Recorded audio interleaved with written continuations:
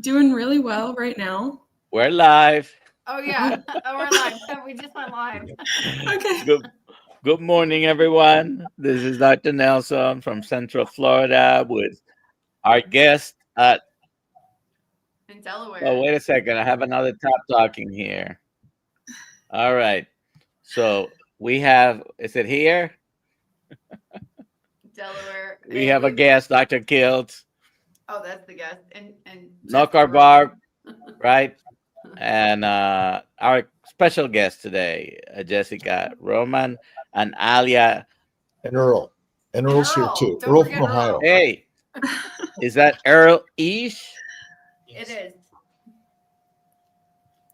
All right. So if you have any questions, please put them in the chat. Hashtag KMT for our giveaway of what? Kilt Mosquito is Carnivore book.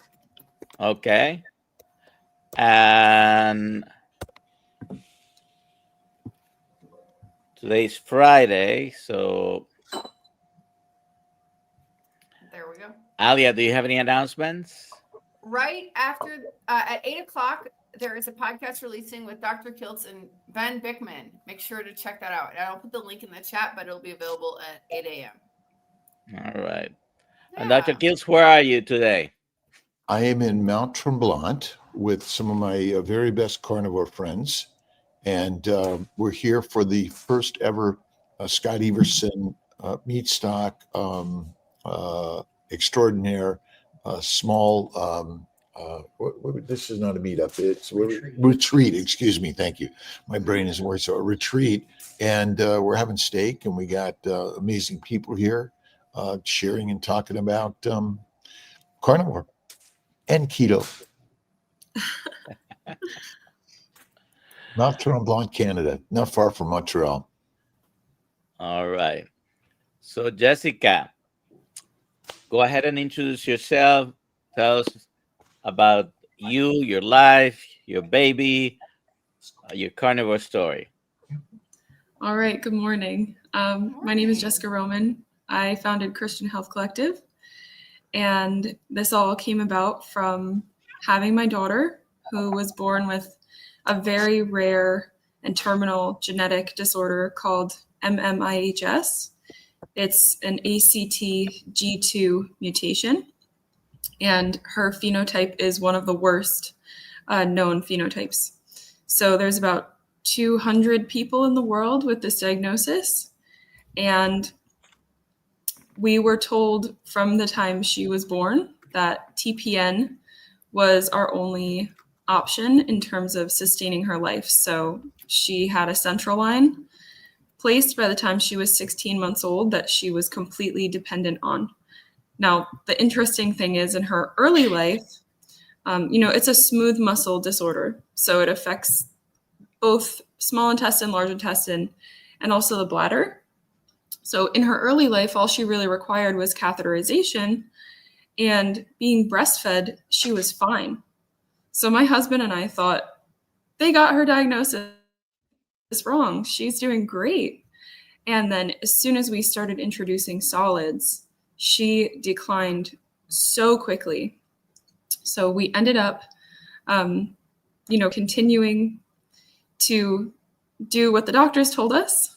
And she ended up having multiple surgeries. So first was an ileostomy, and then she became weaker and weaker on the TPN, and her ileostomy started to prolapse and have all these issues with her intestines. And we were having surgery after surgery to the point where sometimes it was a weekly surgery for a couple months straight. Central line replacements, things like that. And my husband and I were scratching our heads because we remembered when she was little, she was doing so great breastfeeding, and we kept pushing the issue with the hospital that there must be a dietary intervention that can make her better or allow her to live without TPN. And we were met multiple times with hostility, social workers, interventions, Wow. telling us to stop obsessing over the diet and accept her diagnosis. and we wouldn't. So some of her other symptoms that she was having was her stomach would get huge and distended, so SIBO, and chronic obstruction. So if she had eaten something that was fermentable, now we know, so any fiber at all, any carbohydrates at all, she would get a pseudo-obstruction where her intestine in one spot would grow so big that her bowel function would stop completely. Wow. And she would require hospitalization for at least a week to recover from that, and she would lose weight rapidly during that time. So when she was 2.5, she was 26 pounds. My 18-month-old is 26 pounds. And she's very tall for her age, so she was exceptionally thin. She was on TPN. She had barely any hair. She was gray, she was lifeless, and she was just having these repeat surgeries, huge distended tummy. She stopped talking. She stopped walking. She was just sitting on the couch, watching TV, not responding to us, and in pain. She would just be in pain constantly from her stomach. So that's when we found the GAPS diet. And when we looked into it, we contacted a practitioner. We said, we like the idea of this diet, but she can't have plants. She can't have carrots or garlic or onions. It'll kill her. And they said, oh, well, there's a version called the no plant GAPS diet, which is carnivore, essentially. And we tried it. And within 2 months, she gained 10 pounds. So she went from 26 pounds to 36. And it's incredible to see her before and after pictures, because she went from literally looking like a little skeleton with a huge tummy to this chunky, healthy, almost 3-year-old girl. And her hair grew like crazy. So she had these thick curls that came out. Wow. And she just looked incredible so fast. So it was really amazing to see. And of course, the doctors were shocked, and we're still trying to convince them that this is a good thing. Wow. So would Any you questions? just, Put them in the chat, please, with a QQQ. Jessica, would you state the disease again and Mhm. what they think the problem is? Yeah, so it's MMIHS. I don't know if I can say it all on camera. It's so Can long. you try? Megacystis microcolon intestinal hypoperistalsis syndrome. Thank you, It's a Dr. rare, Nelson. severe.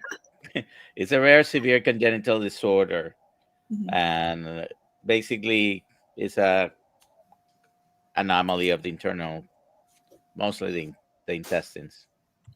Yeah, it's basically paralysis of the whole intestinal tract, including like not having any tone to the bowel. So the bowel will just continue to expand. But when she eats a carnivore diet, Mhm.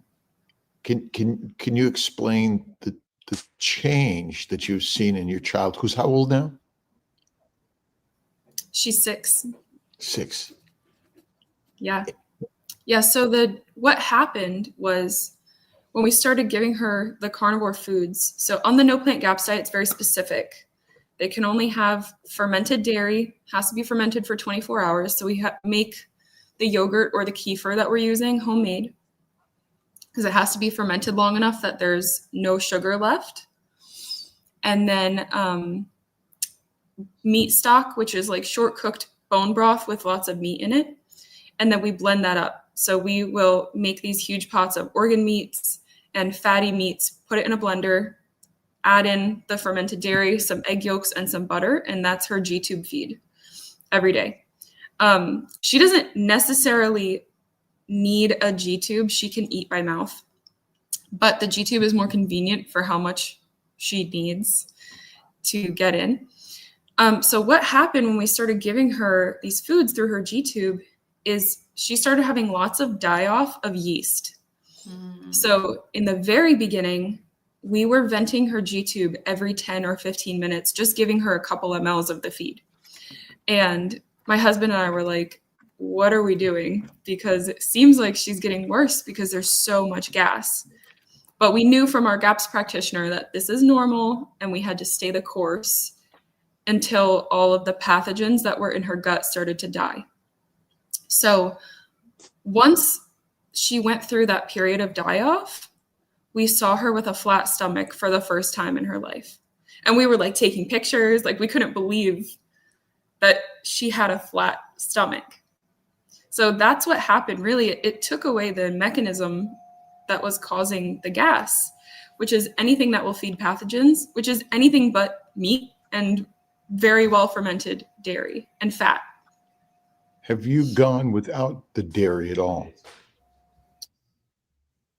Did for a period of time because my youngest is allergic to dairy. So that makes my life really fun. Just having to keep things separate.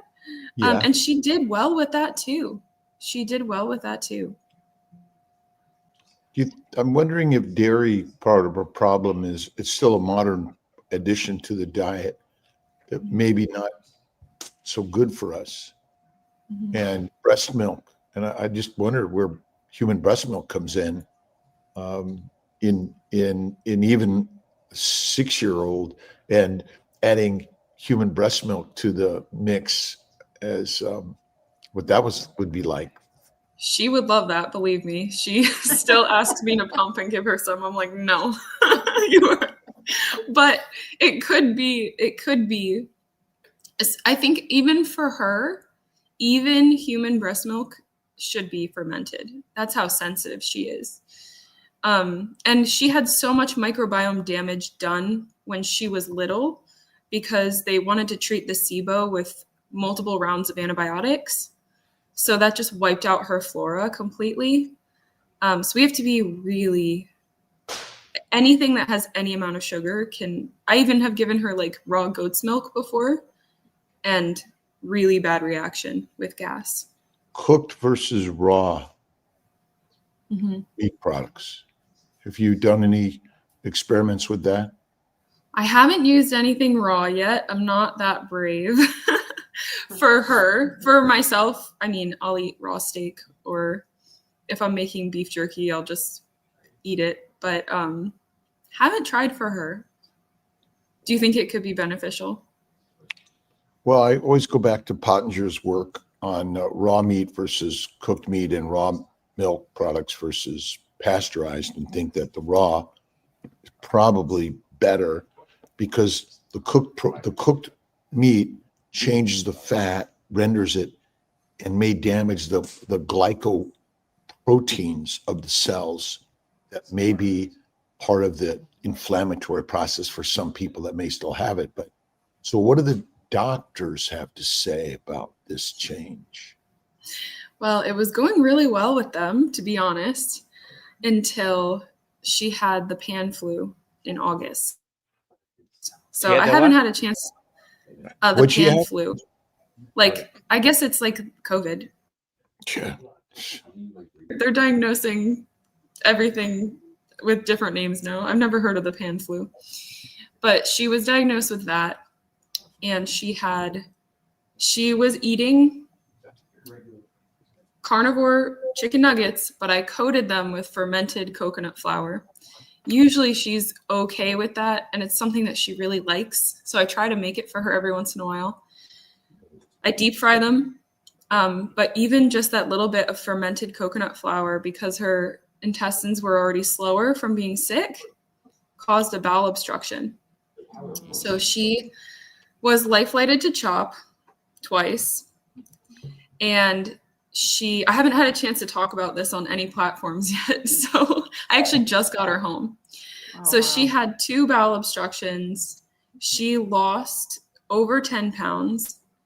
And the doctors on the second admission immediately attacked the diet. So it wasn't her doctor who was on service, and her doctor happened to be in Europe during this time. And I said, please contact her doctor. She knows how well Riley's been doing for 3 years.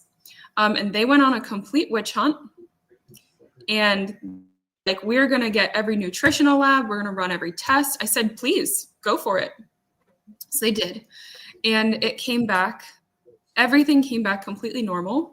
Her vitamin D levels, vitamin A, zinc, every lab that they ran came back normal, except for vitamin C, which we know that we don't need as much vitamin C when you don't have glucose in the diet. Right. So they insisted on infusions. So we were like, sure, give her vitamin C infusions. She got like the med spa experience with that. But basically, they wanted to do a small bowel follow through to see what was going on and if there was a potential for a volvulus because she had these repeat obstructions. And they gave her barium with no hydration. So her kidneys got injured and she ended up in the hospital for an extra month. She could have gone home the day before the test. So I'm still dealing with giving her 2 times the hydration that she normally gets. And mind you, she can't get Pedialyte for electrolytes. So I have to make broth constantly to keep up with her hydration needs and her electrolyte needs. But she is home now, but her kidneys are still injured from the hospital, not from the diet. Oh, no. Yeah, it was really an ordeal. So the doctors before were very supportive, particularly her doctor who knows her case and saw how poorly she was doing before. And the 2 doctors who are the leading world experts on this disease will tell you she's doing better than anyone else with it, and they want to study it. But everyone else in the hospital is at odds, and it's actually this huge controversy happening right now, her case. So please pray for us because we are in a true battle right now, fighting for her to be able to continue on this. Multiple doctors told us they want her on TPN, which causes osteoporosis, sepsis, severe malnutrition. I'd liver probably they failure. want high amounts of carbohydrates, right? Yes. And we had multiple meetings with the nutritionists and the heads of the departments. We explained to them the mechanism of fermentation with the fiber and that it can cause a pseudoobstruction. And the dietitian comes in and recommends we give her 1.5 cups of applesauce and 1.5 cups of rice every day. I said, you're going to kill my child. Like, the conversations got so heated because they have no idea how to treat this disease long-term, except for intestinal transplants, which are extremely risky, or TPN, which is also extremely risky. And they don't understand carnivore at all. And because there's not a lot of really good published studies with blood work to back up the progress, they're not convinced. So it's very difficult. However, despite the fact that she has been outperforming anyone else with the same condition ever, they're still not convinced. There's no logic behind it. And I think, honestly, this may be coming from above, from the top, because it's gone through the whole hospital.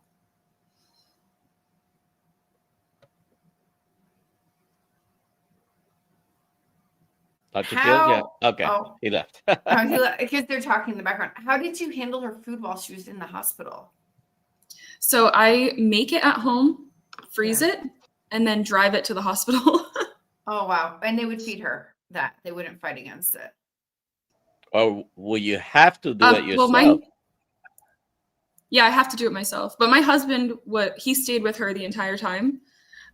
So they will not administer her feeds because they didn't make them. So my husband 6 times a day was making her feeds in the hospital, preparing them in the family kitchen and administering them to her. And get this, she lost 10 pounds in the hospital. She's up 12. So she's back to 53, 53 pounds at 6 years old. She's not the normal size 6-year-old. She's in like the 80th percentile. I love that. Wow. My daughter's 7 and she's like 40 pounds and she eats a ton also. So that's great for your daughter, Jessica. Hello, Scott. Hey, Hi, Scott. Dr. Nelson. We're not live, are we? We're totally Yes, we're live. live. No, we're not live. We're not live. Scott, Because well, one is this is a very special retreat. Hello, here. Dr. Lisa. All of our Hi, best Dr. Lisa. carnivore friends, and some that have been accused of eating plants from time to time. Here. Dr. Wiedemann, shame on you.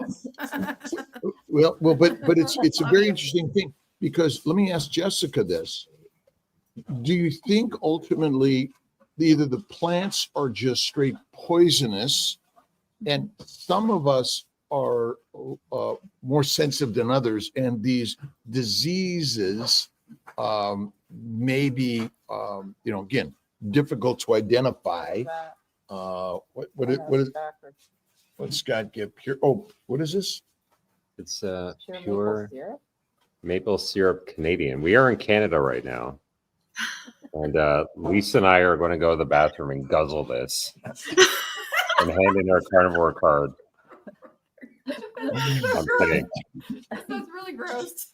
But so Jessica, it's getting. I think these are all defects in post-translational modification of proteins that affect neurotransmitters that are part of the natural normal glycosylation process. But I'm wondering if ultimately, some things your child is more affected by them plant-wise, and you mentioned fiber and certainly fermentation and the things that we eat, because the gut is basically a fermentation chamber, right? Methanogen producers. And do you think that it really comes down to plant poisoning and overgrowth of bacteria, yeast, potentially, that is the biggest problem? But maybe so much damage has been done, it's not an easy road to fix.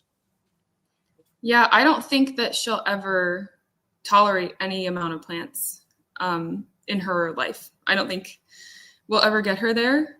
I think for her, plants are poison.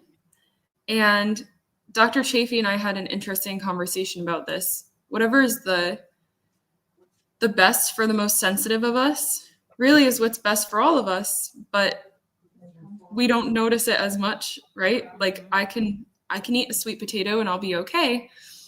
She can eat a sweet potato and she'll not do well. But if I ate only sweet potatoes, I do poorly. We have a pertinent question here. This question came before the whole story. This was I know, literally but before she the was live talking stream. about okay. fermented Okay, dairy okay, that good. when she Yeah. spoke. So the question came up whether she can have sauerkraut. She actually can have sauerkraut juice. Just the question. We do give her homemade sauerkraut juice. I ferment it for at least 2 weeks for vitamin C. Well, but why? So yeah, we why do we even do that? Why even? I mean, really more for like the microbiome diversity to help with her healthy flora and also her digestion, because she tends to have really low stomach acid. And you find it gives her some benefit. Yeah, it will change the color of her poop from like very, very light to dark. Interesting. But what I was saying is, I don't think this question is related to Jessica. This question was asked randomly before the live. Oh, stream. for Dr. Kiltz. Yeah, but that's good to know. Well, it's okay to eat anything. It's your life, nobody Right. else's. And do we know the exact diet that if we all ate, we'd all live the longest and be the healthiest?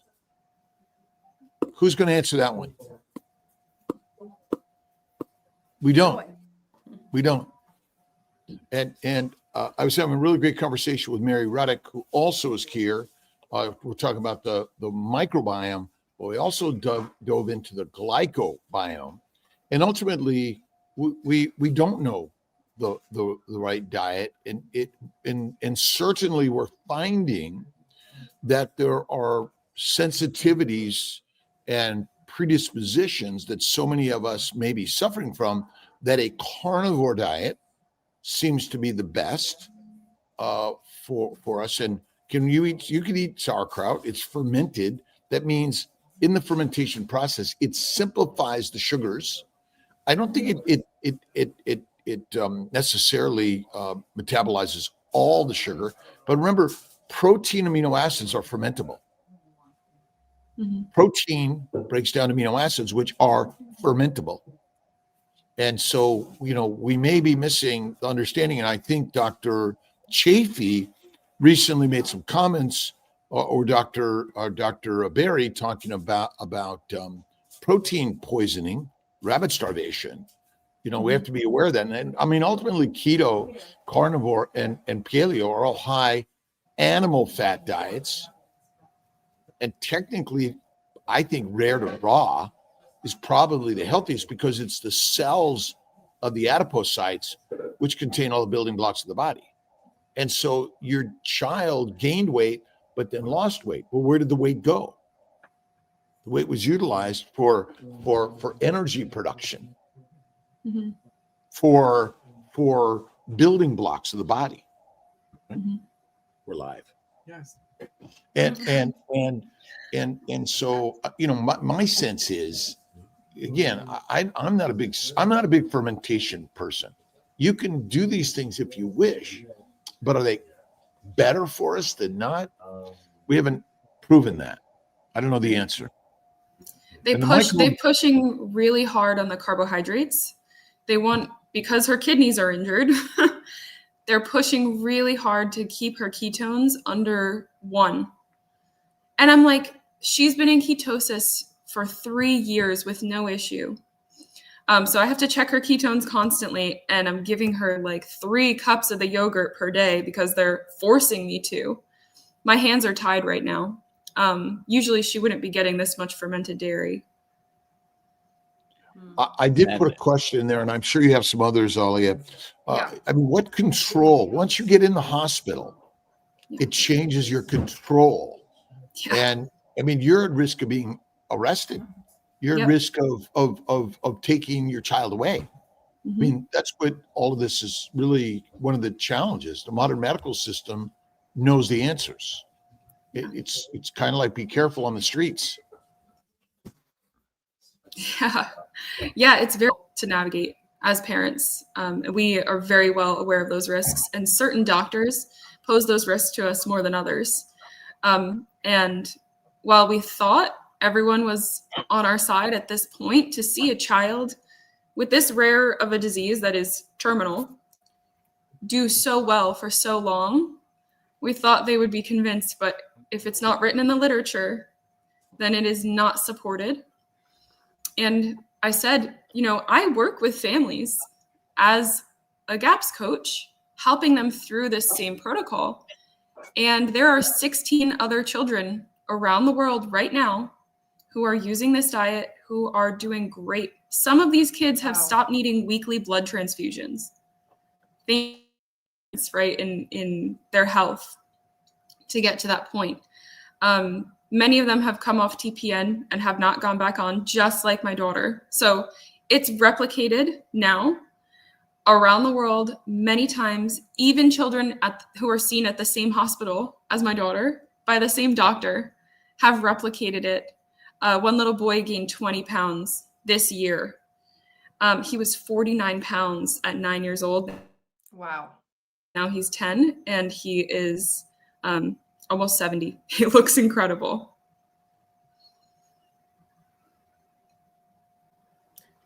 I can get some of these questions. What can I? So the healthcare system in the world, and certainly in the U.S., and everyone's got to look at their own, is flawed, because the focus seems to be on profits and not people.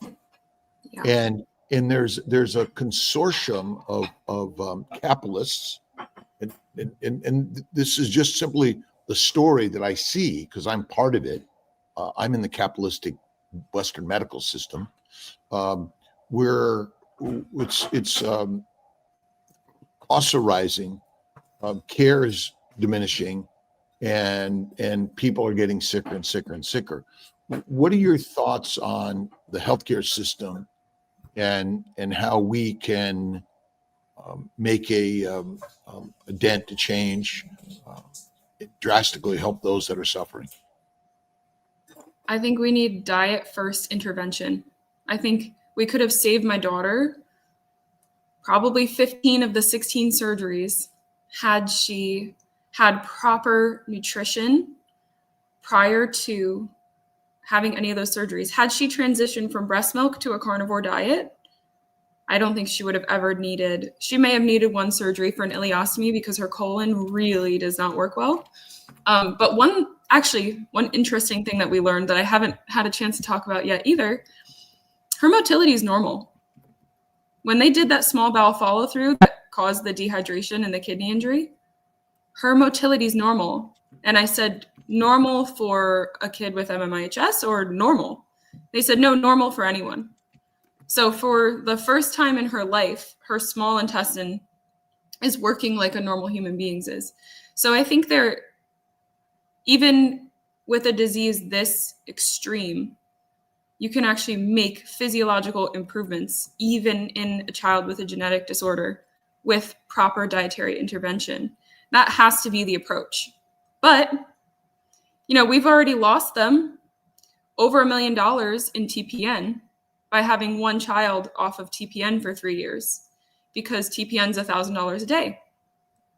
So then multiply that by 2 kids. Now that's $2 million. Like we're losing them money. And she's not on any medications.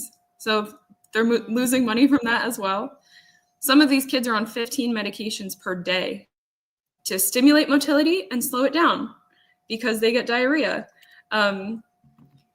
It's so screwed up to see how, if they just had the right foods going into their bodies, they would be fine without any of these extreme interventions, including surgery. And obviously, if we started there for pretty much every health issue, we would be in a good spot.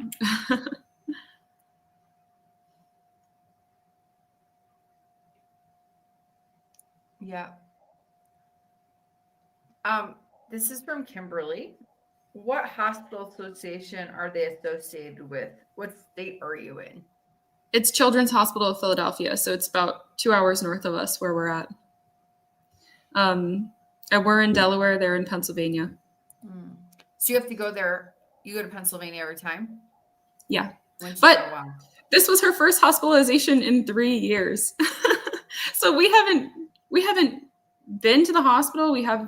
We've just been doing follow-ups with her team once a year. That's how well she's been doing. They weren't ordering blood work for her, anything. Now she's getting blood work to track her kidneys and everything. But yeah, she's been doing so well. It's not like we were traveling up there. That's great. J Bud, are treatments necessary while your daughter is eating carnivore, and will you be denied health coverage if you reject medical diagnosis and recommendations? So no, she's covered by Medicaid for life where we're at, because kids who have a terminal diagnosis or something that they're born with that's lifelong, Medicaid covers them, thank God, because she was kicked off our private insurance, which I think is probably not legal, the second she was diagnosed. Oh, wow. So yeah, they accidentally ended only her insurance, but my husband and I were continued. So, and treatments while she's eating carnivore, nothing. There is not a single thing that we have to do for her when she's eating a carnivore diet. She does still have an ileostomy and a G-tube, so obviously we have to take care of that. But nothing else, no medications, no infusions, nothing. That's great. Let's see here. Oh, what is the disease? I'm sorry, I missed that. If you want to explain it one more time. Oh yeah. It's MMIHS, and it's an ACTG2 genetic mutation, and it just causes peristalsis to be very, very slow in the entire intestinal tract and very weak intestines. So the squeezing and the movement through the bowel is significantly slowed, and the bowel doesn't have a lot of tone. So their intestines will literally just continue to expand and expand. And some kids even have perforations because their bowel gets so thin and so big. So it's a neurotransmitter which makes electromuscular defects. It's probably the best way to explain it because basically the gut's not moving. And so there must be some, it's curare, I think, is a great example of a neuromuscular drug that basically stops your ability from breathing. I mean, so think of it, something in the plants and or the feeding of the microbes that makes the toxin that is the culprit here. Interesting, cystic fibrosis, which is a disease of the surfactant production, I think also has helped with the carnivore diet. And because it's defects to the glycocalyx. And I think the glycocalyx damage is a really big one. And we're going to be at Hack Your Health. And I don't know, are there still tickets available for Hack Your Health, Alia? I believe there are still Yes, tickets for yes. So we want to encourage everyone to come to Hack Your Health in Tampa in November. I think pretty much all of us are going to be there. Vincent, you going to be there? I have not registered yet. Not yet. Should I come? You should come. Yes. We should Yes. encourage everyone. And you know, the beauty of this carnivore world, and again, carnivore lifestyle, whether you have some plants or not, everyone's welcome in this world, by the way. And I think it's a lifestyle that we're taking control of our health care like the rest of our lives, not waiting for some governmental agency or other bureaucratic agency to sort of guide us through life. Yeah. And can you tell us a little bit about the Christian Health Collective, what that is, how you founded it, what it's all about? Yeah. So when we were in the trenches with my daughter, I really felt called to figure it out and share it with other families, right? Because there are families I know who have lost their children to this disease, unfortunately. So once she was doing well for a long time, I was listening to a sermon about when you make a vow to God.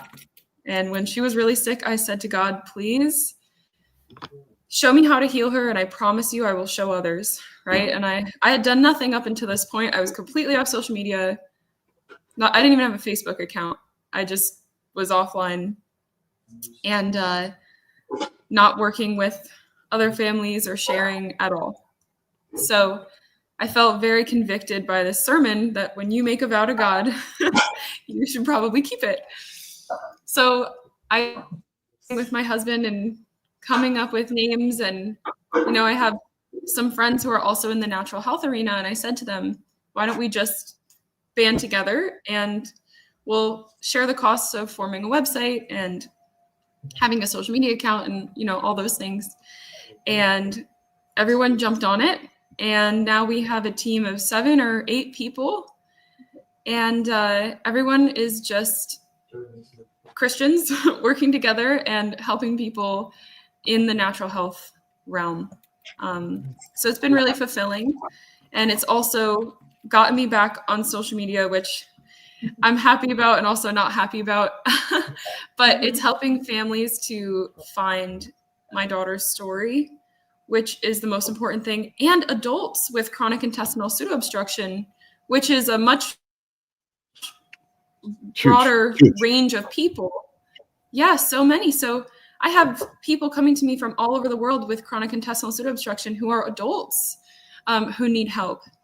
And every single one of them is seeing these huge improvements by just following the same path that we did with my daughter. And they're having the same results. So it's been really fulfilling. And also working with all of my best friends has been really wonderful too.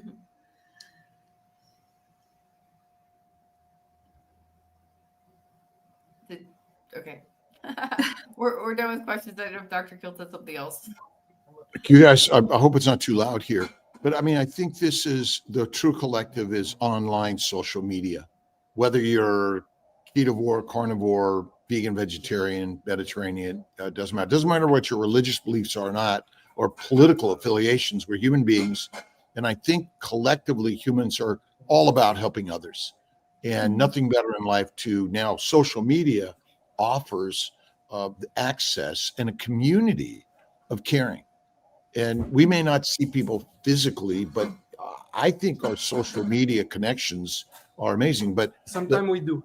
well, then I was going to say, Vincent, you're in Montreal area, Yes, right? Montreal. And in the personal meetups, and this is why Hack Your Health, Healing Humanity events, and all the things that we're doing together are remarkable. And here we are, you know, we're sitting watching. We got the tea, making beautiful bacon eggs. There might have been some strawberries in there, which again, I might touch them. I might touch my tongue. I don't know yet. But I think that that's the most amazing thing, because, I mean, how easy would it be to connect with people with this particular disease in our world before the really, I mean, the COVID social media connection that happened, you know, Right. good things out of all things, and God really knows what he's doing. And so we have to have faith in that. And I think that's where this world is. Let's come together. Let's be shining lights to attract and connect, rather than be polarizing in this concept and idea. Maybe if I may ask Vincent real quick, what is it about coming to these physical meetings that really adds to this relationship, do you think? Well, I don't know. It's as if it's a major source of inspiration for me. It's one thing to get the information, but in Quebec, at least, it's extremely rare that people are on these alternative diets, let's say keto, carnivore. So for me, this meetup has kind of brought them to life and made this like a reasonable way of life. And then I come back home and I'm energized for a long time. So, and also I propagate this kind of information. So yes, it's kind of normalize it in a way to be around people who cook bacon and eggs in the morning. And they eat steak, rare to raw, black and blue, with some salt and butter on it. And even I would say from Quebec, somebody who talks about God, it becomes so rare in Quebec. So also this is inspired for me, kind of touch at my Christian roots, which are kind of a little bit far away, but it ignites something too. So yeah, it's very energizing. And I mean, I think ultimately, if you look around the world, our faith is really so important in all of this. And you know, I think the conversation about faith always is first, and then, you know, we'll help people that are sick. And the community of conversation, Jessica, maybe you could comment about how you've connected with other people suffering from this particular problem, either themselves or their children, and how that is, you know, it affected you. Yeah, I wrote a book on my daughter's story. It's called Dying to Thriving. So once I started posting about that, it started getting shared, and parents started reading the book and then reaching out to me and saying, my child had the exact same path as your child, did great breastfeeding, started solids, and went downhill very quickly. And we want to try this diet too. Can you help us? So then, you know, we would get into it and get them started. But it's really interesting because it's such a rare disease that the hashtag is basically empty, except for families who have this. So I hashtag everything with MMIHS or ACTG2. And when I was looking for this information myself, I was looking on those hashtags and I would see other families, and what I would see was really sad.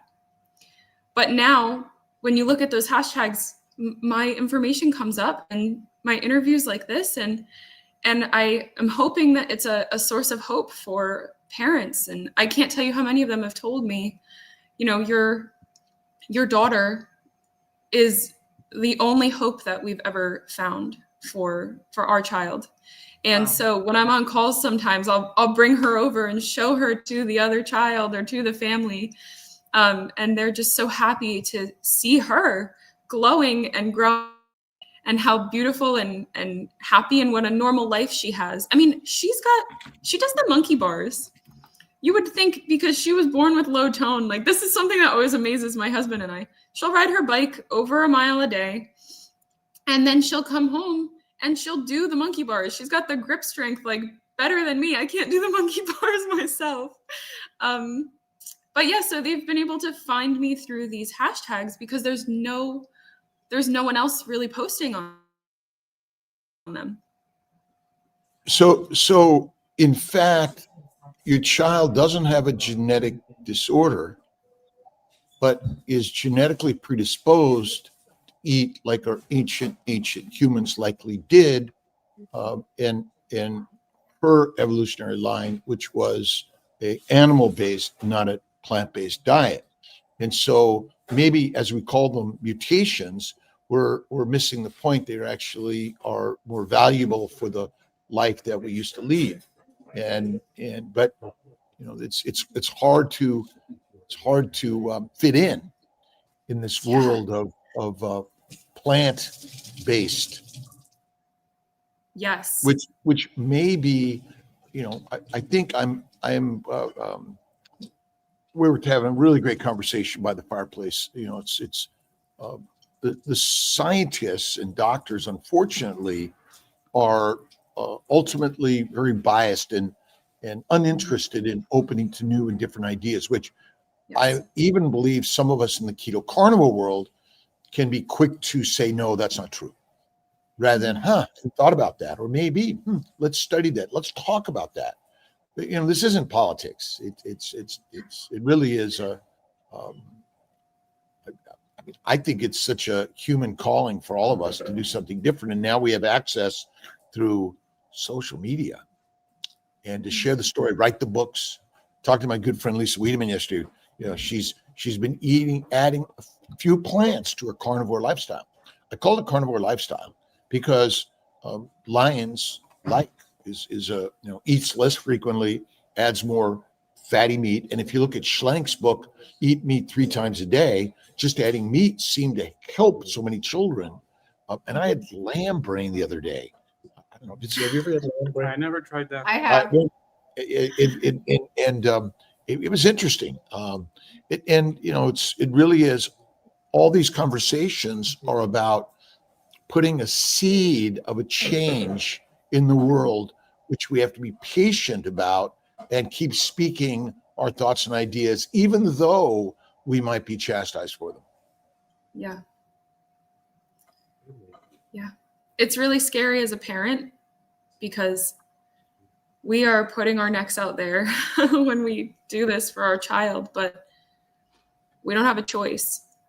And we are not going back to TPN and all of the risks associated with that, including osteoporosis. I mean, her bone scans are still showing that she's behind even after 3 years carnivore because of the 3 years that she spent on TPN when she was a growing, developing baby, when she was growing very quickly and she was completely dependent on it. I mean, I don't know how anyone in their right mind could think that GMO soy and sugar injected into a child's veins is going to be healthier for them than real food that our ancestors ate for thousands of years. And it's funny you said that too, because I asked one of the doctors that, said, what do you think our ancestors ate? And they said, well, they ate bread and beans and rice. I said, what did they eat before that? They were hunter-gatherers. Okay, what did they eat in the winter? What did they eat when fruit wasn't in season? And you could see him go, oh. And I think that's important to ask the questions in a way that are insightful for all of us. And that's why working within the Western world, I believe that we can bring about a ketogenic lifestyle that will begin to help. We know it's an ancient therapeutic modality. And as we begin to write the stories and do the studies, and or at least to me, I'm all about let's just share people's experience and stories, because that's what the name of the book is Dying to Thriving. Dying to Thriving. Can we get it on Amazon? Yes.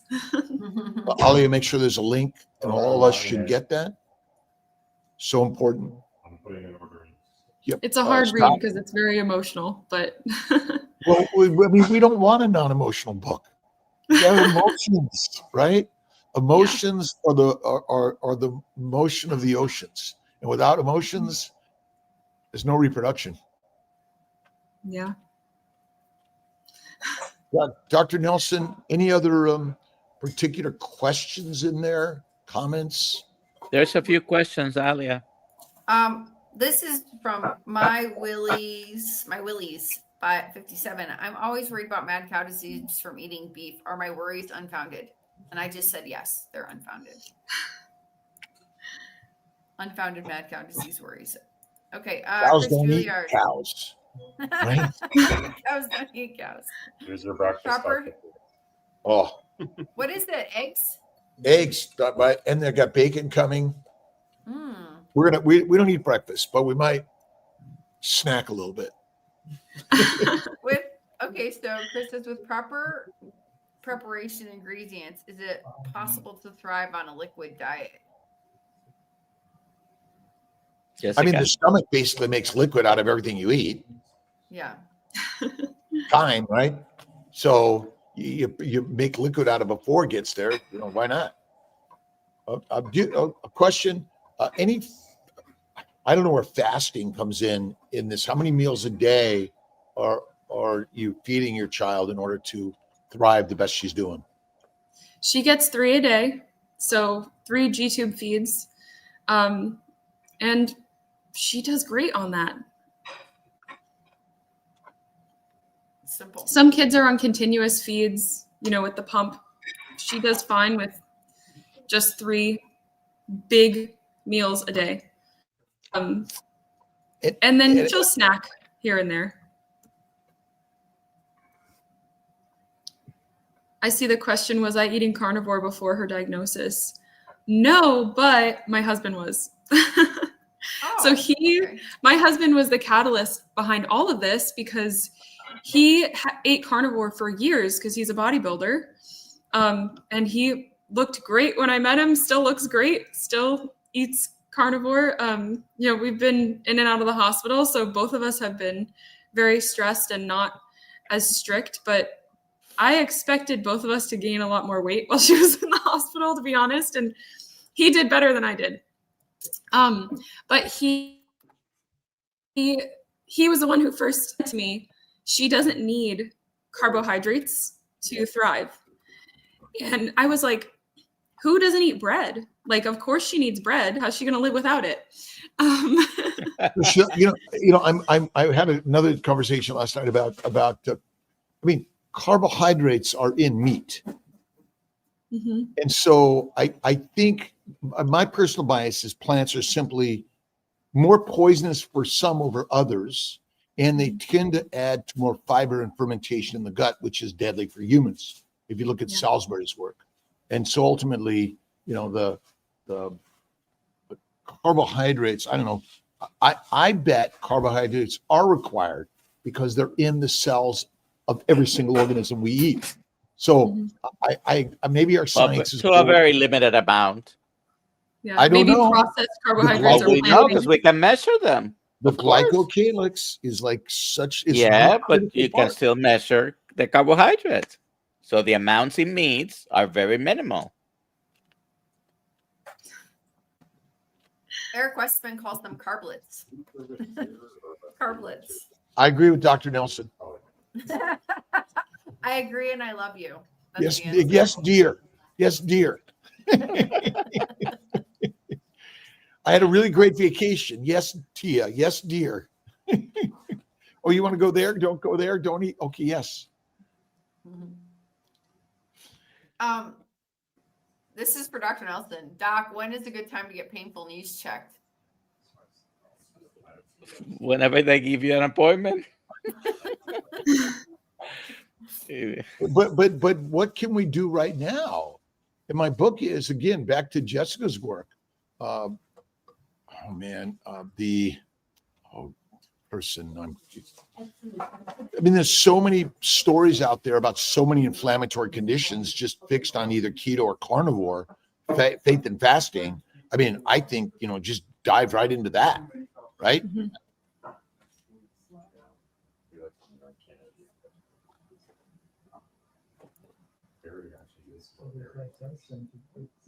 There we go. We should do the giveaway. I'm gonna give away Jessica's book this morning. I changed my mind. I'm gonna Oh, give thanks. away her book. Yep. So What are we giving away? Jessica's book on Amazon. I'm gonna buy a copy for the winner, whoever wins this morning. So hashtag KMT to get a copy of Jessica's book. Yeah. While I'm pulling this up, Jessica, do you have anything else you would like to communicate this morning? I mean, thanks for having me. It's really great. I always love the opportunity to share her story because it's so remarkable. And to if see her. If someone wants to find you, where do they find you? What's the best place to look for you? I'm on Instagram, TikTok, YouTube. I'm not super active, but I try my best. And Christian Health Collective is at chealthcollective.org. So everyone can sign up for the newsletter, and we send out updates, interviews, anything else that's kind of going on. Awesome. All right, we're doing it now. We're doing the giveaway.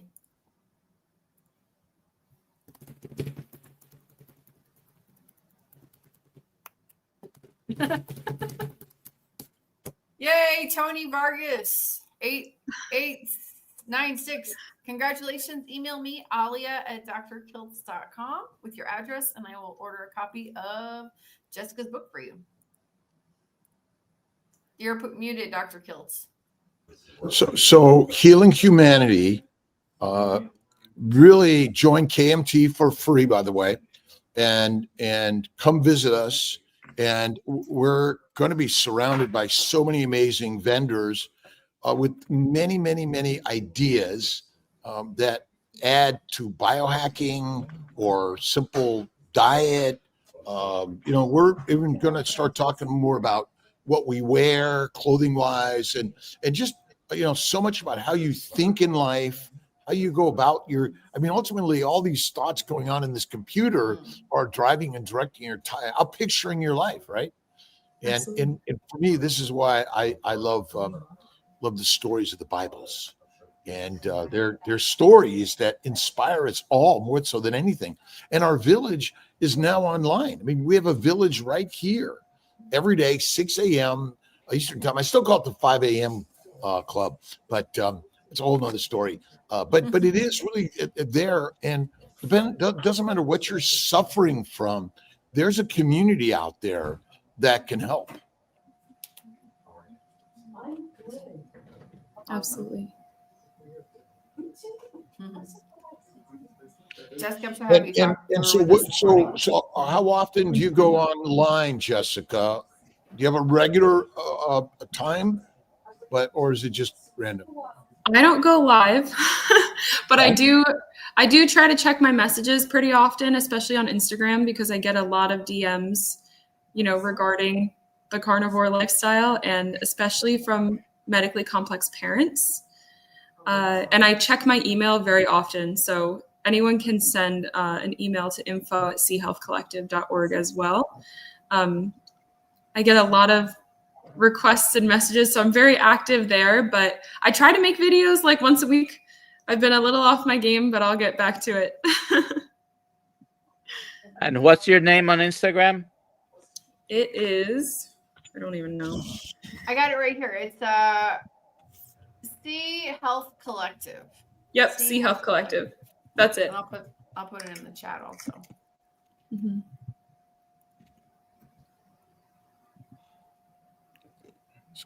Next time Scott has a retreat up in Mount Tremblant, everyone here has got to sign up. It's amazing. and really some great one-on-one smaller groups. Can you guys, and here we're at Mount Tremblant, right? Looking out the lake, and the fog is sort of set in, the low clouds. It's really beautiful. I was up at 4:30 this morning watching the stars, and it's the time that nobody else is up. So that's my best time to be wandering around in the house. And if there's one closer to us, I would love to bring my daughter, because I think, eating carnivore as a child can be pretty isolating. where are you? Meatstock in May in Gatlinburg. Or Hack Your Health. Where are you, Jessica? We're in Delaware right now. Delaware. We You go to just- CHOP in Philadelphia? Yes. Yeah, they're amazing, by the way.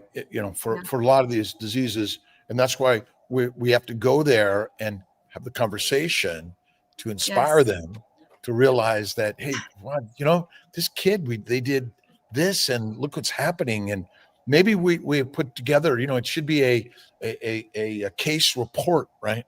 And then submit it to Dave Feldman's, it's Citizen Scientists. And her case is written. It just got written. Yeah. Awesome. So we're hoping my next push is because like I said, we have 16 kids that are thriving. So we could do a pretty substantial case series. We should do a meetup in the Delaware, New Jersey, Delaware, Virginia. Is that? Yeah, it's all close. Yeah. It'd be awesome. That would be amazing. She would love it. She would love it. Cool. Love that. All right. So make sure we put the links. Go to KMT or Dr. Kiltz or Kiltz Health. All those things get same place. Sign up for Hack Your Health and all the meetups, and we'll work on one down in the Delaware area for sure, and share the stories. Whose kid is that? That's my cue. That's my smallest one. I love it. Okay. I love it. I love it. Guys. Have a good day, everyone. So All much Guys fun. Carnivore. Yep. All right, everyone. God